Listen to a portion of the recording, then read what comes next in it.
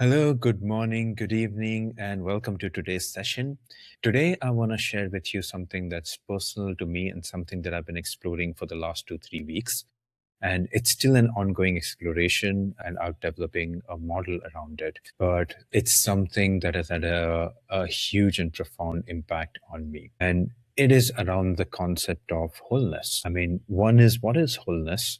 How do we experience wholeness? I mean, what it means for us to be whole. But more importantly, part of my exploration has been around the idea that how the pursuit of wholeness shapes our lives and our decisions and how we build our life. And that has given me some critical insights. And hopefully from today, you get certain insights for yourself as well. Now, this exploration came from the idea that I noticed that some situation affected me a lot more than others. And it wasn't that these situations were more intense or something traumatic happened or something that was much more dramatic. It was simple things like, a comment that someone made or the tone that someone used or the observations that someone had. And I noticed that the impact that this external triggers that had on me or how I felt about it was much more than I thought should be or could be or was necessary. And I got curious about it, that where does this sort of response to this external triggers come from? Whereas I've had those triggers in the past and the impact wasn't as much. So what happened here? Now, often when something like this happens, the tendency is to kind of get into a little bit of analyzing, like why this happened or what could have been differently, what could I have done differently. But one of the insights that I had while I was exploring this was that this wasn't really about the situation or the external trigger or external event. I felt that this was about something that was much deeper. So my response wasn't about what happened, but my response came from something much trigger got sort of activated, or it touched upon a much deeper pattern. So let me share an example with you. And as I share this example, maybe you can go through this process with me and think about areas in your life or experiences in your life where you also maybe experience something similar, so you can relate to it much more. Now, one of the experiences that I've had recently was that someone used a particular tone of voice and they shared something, and I was triggered by it. I felt a little bit frustrated. I felt definitely triggered by it.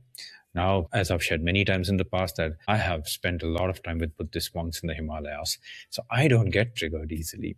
So I got very curious about what about this instance, this particular experience triggered me so much in this case, where this person used this particular tone of voice. What was about that? And I recognized that it wasn't about what they said. It wasn't about the tone of voice either. It was about what it meant for me. And in that context, in that situation, what it meant for me was that I'm not allowed to be free here, or I'm not free. And I recognize that that's one of the core statement that I tend to get into.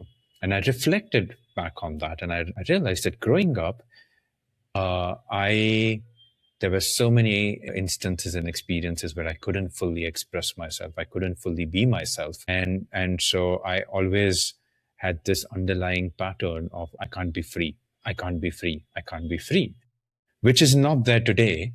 But when instances like this happen, these patterns show up. And all of us in our lives would have statements, would have patterns like this. One of the other big one is that I'm not safe. I can't be free, or I can't exist. People don't see me, or I will be abandoned. And a lot of our response in life from all of this triggers, all of these external events, and it's not always, and of course, as you know, that it is all about a subjective experience, but a lot of the response might come from these statements, these core patterns. And it could be useful for you to think about that. What might that be for you? What might be, you can think about an experience in your life where you were affected, where something kind of bothered you. And then you can go like, okay, where did that being bothered come from? where does that maybe frustration, where did that trigger come from? And often it doesn't come from the situation, it comes from something deeper. And you can explore that.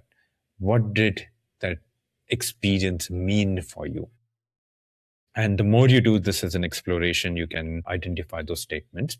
Now, I do want to mention this, that we are going to run a session on this in the upcoming Saturday, and it's a free session for anyone to attend. So if you haven't already signed up, there is a link below this video that will help you sign up for the session, so that if you want to really do the process and explore that pattern, then you can come and join the session and really understand what is that statement for you. And then the question becomes that how does this associate with wholeness? And this is what was so profound for me, because one of the underlying presupposition is that when we are born, our natural state as humans is whole.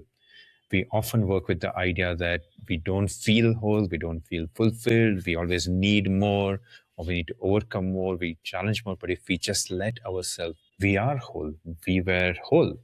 But then we go through experiences in life that shapes us, that creates all this sort of meanings for us, labels for us, and we sort of step away a little bit from wholeness.